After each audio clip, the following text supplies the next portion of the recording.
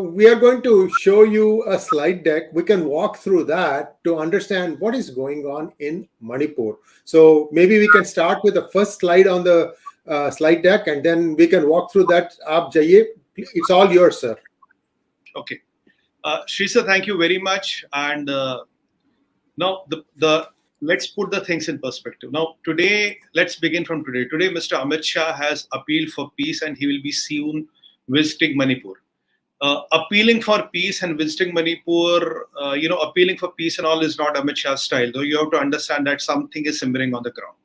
But there are a couple of developments. Let's go back into history. Everybody watching this show and our valued, people who watch us, they must be viewers must be wondering what the hell went wrong. How did this go out of hand? Logically speaking, today we are talking of more than 70 people dead and maybe 100 plus injured. Some say the number is more. We don't know how many are injured, but it's quite a lot of people there. What we're talking. Now, what happened? This Meitei community got a status from the Honorable High Court of Manipur. Now, this Manipur is Meiteis, 53%, and they are Kukis and they are Nagas. They are the three dominant people which live in the state, and they have been living there for thousands of years together. Now, Meiteis are essentially Hindus, most of them, or majority of them are Hindus.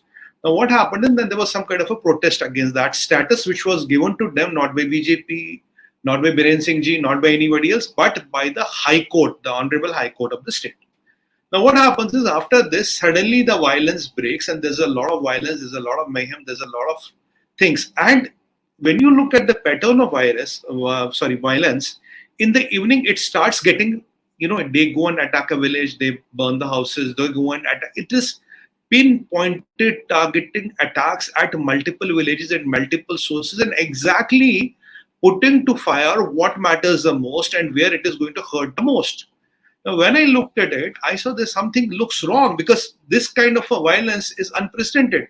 Even if there were some incidences here and there, but it doesn't matter. I mean, why should people who are living with each other for thousands of years, who are like brothers, they should go and burn each other out, they should go and, vandalize houses and all kind of things went bad. So the first day there were, I think, 3 companies of RAF which were moved by a Hercules. Then suddenly, now today, as per the reports, there are more than 10,000 paramilitary forces and military and army personnel who are deployed there to control the situation. Now there is a story and a history to it. Now, if you look at the Manipur, sir, what is happening here? I've been always on various media outlets, I've been maintaining one strategy and I've been kind of advocating for one thing. We should relook at our Manipur policy because our whole of Northeast is simmering. It's not because there's a communal unrest or people are fighting each other. No. There are these external forces who are at work who want Northeast to be simmering. Because what has happened in the Northeast? After Modi ji took over that Look East policy, Northeast has been integrated with the mainland. People of Northeast are now connected. All the capitals are connected by rail, road or airport, and whatever is not, that is work in progress. It has become the hub of organic farming. The access to Chittagong Post has opened in Bangladesh so that they don't have to come, to Calcutta to send their goods out. They can directly reach Chittagong, and there is a dedicated transport corridor which includes road and rail links which are built to facilitate faster movement of goods and people. And the good news is that the Northeast has become the hub of organic farming. A lot of militants which were active have surrendered, thousands of them. With all these things happening, the biggest vulnerability what we as India have there is the chicken's neck. If you know the chicken's neck, it's a 5 kilometer, it's a very thin structure and it is always vulnerability. And there have been people like Sarjil Imam and others who have been openly advocating that if we break the chicken's neck, we can cut Northeast from the India. And traditionally, if we go into the Northeast, they were all parts of Assam once. Eventually, the states got carved out and they got formed.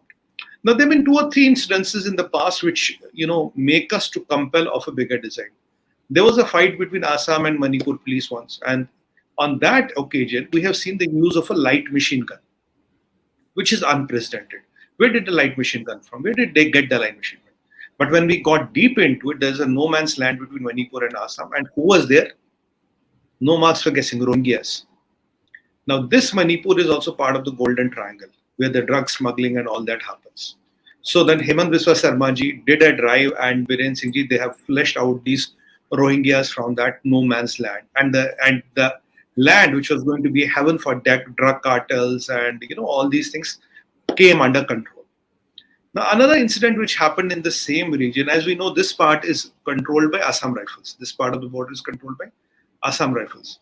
If you remember, 1.5 years back, we have a, God bless his soul, Paramatma unki atma ko shanti de. We had one brave Colonel Tripathi.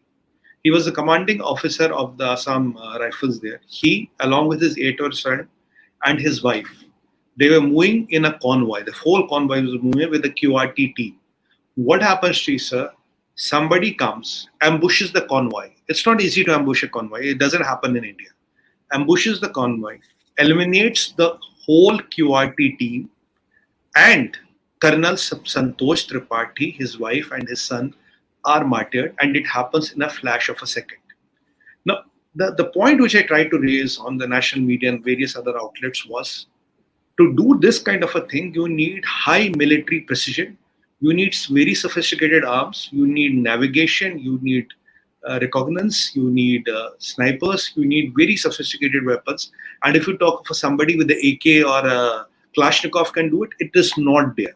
Because attacking a convoy and killing the commanding officer is something out of this world, because convoys take all the precautions, they know what they're doing.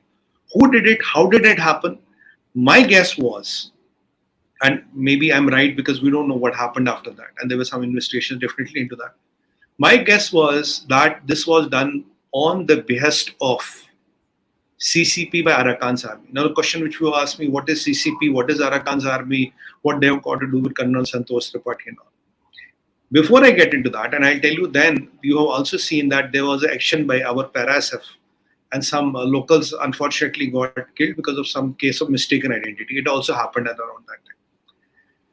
Now, what is CCP? We know Chinese Communist Party. If you look at our map of our Mizoram and Northeast, most of our states border a province called Raksena in Myanmar. Myanmar, there's a province called Raksena. Now, Raksena province borders a lot of states and a lot of districts of India.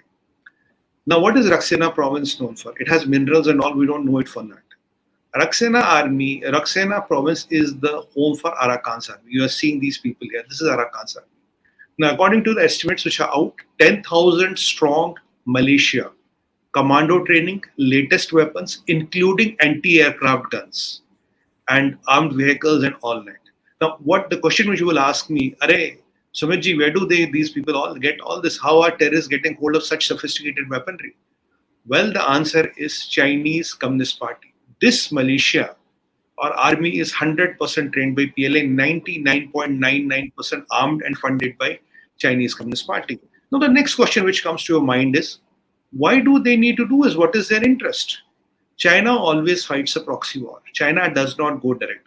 Internationally, if you use, it uses two of its stooges. One is Pakistan, one is North Korea, to cause ruckus here and there. Now, Arakan's army has two purposes. Point number one, when you arm them to tooth and nail,